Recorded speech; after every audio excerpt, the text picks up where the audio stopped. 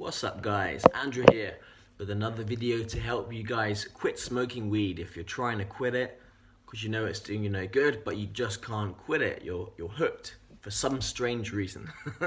It's just not easy, it's quite extremely difficult perhaps. So that was me for many years of my life. I smoked it, I guess, kind of happily for a few years, but spent more time trying to quit it. I spent years trying to quit it and it was extremely difficult. And so yeah, I want to help you guys save some time. And I mentioned in a few videos how basically, so addiction is a pattern, and to break this pattern, it's so important to become as aware of this pattern as possible, to understand how it works. It's important to bring the unconscious into the conscious.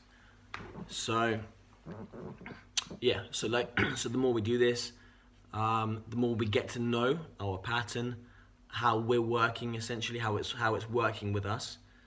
The more we get to know it and experience it, the more we can have control over it, rather than kind of running on a cycle, potentially like a robot. We can then, the more, if we become aware of this pattern, how it works beforehand, when we're about to be running on this pattern again, rather than just follow it, we can catch it, we can notice it, and then do something else, make a different decision, rather than the same decision over and over again. So I mentioned how journaling, writing, has been hugely valuable for me to just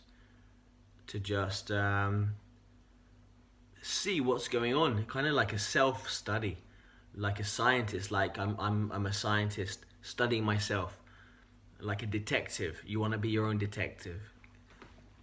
It's like a mystery, like why am I why is this difficult? Why am I experiencing this lack of control? Not why is it in like an accusing, I'm doing this wrong kind of way, but like a curious.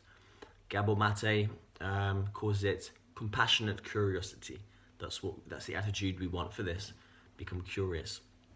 So I'll tell you something about a realization I had. I remember it was a really big one for me in the moment, and if I hadn't written it down, I probably wouldn't remember it to this day.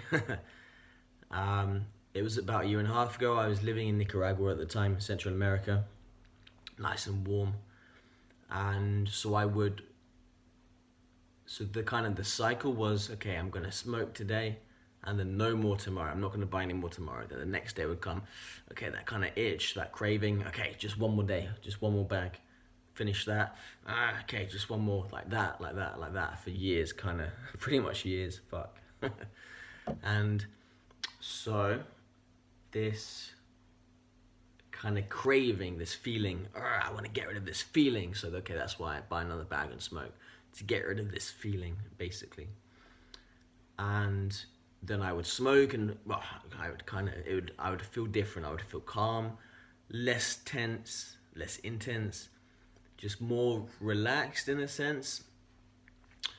And maybe like a few hours into this weed smoking day or kind of thing, maybe like a few hours after I'd been smoking, maybe I was on my third joint or something. I can't remember exactly the details, but basically I was sitting, and I think I had my joint on the table next to me, and I got this sharp feeling, which is the feeling of craving, like I need a joint, this agitation.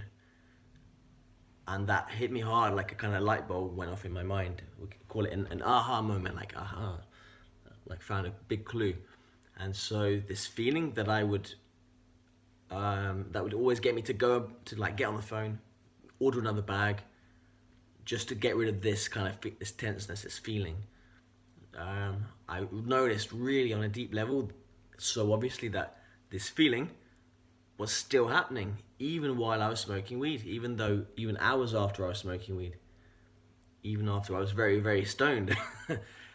But the purpose of me smoking weed for myself was to basically feel different, essentially, to change my physiology, change my feelings, essentially create some kind of relaxation.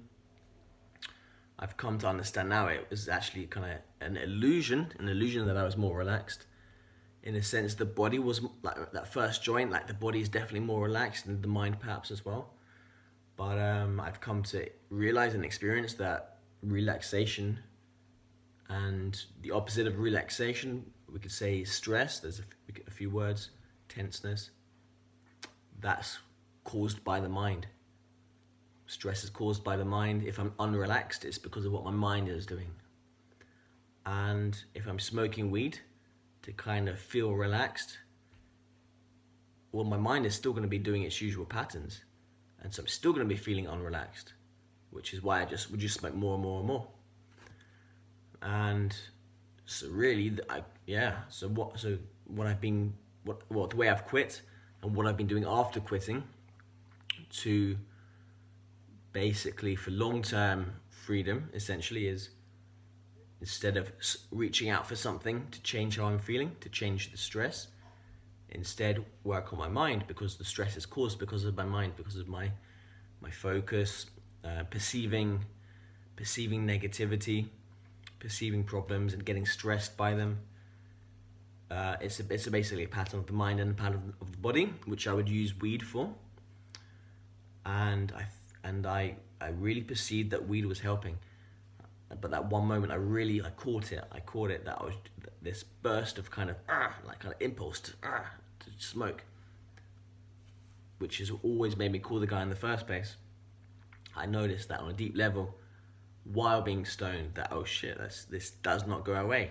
No, even if I'm really stoned, and if I've kind of not feeling my senses anymore, it kind of seems it's gone away, but it hasn't gone away, which is why I would keep smoking all the way to the night until I fall asleep, essentially, and every day.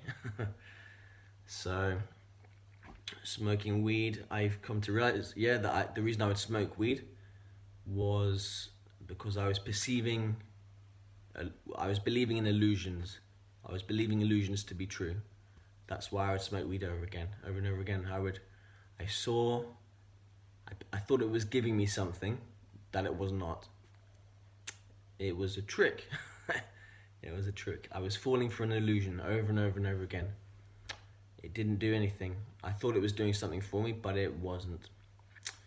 And so in that moment, I wrote it down. I wrote down my realization. And writing it down is great, of course, because then you can read it back in the future. But most of the time, when I write stuff down in my journaling, I don't really read it back so much. I rarely read what I've written back, at least not regularly. But the very act of writing it down, it basically, we learn it on a far deeper level. Just writing it, we learn it, kind of solidify it. Just the act of writing is powerful for learning. So I encourage you to do that. And I'll leave this video here. As always, thank you for watching. See you in the next video.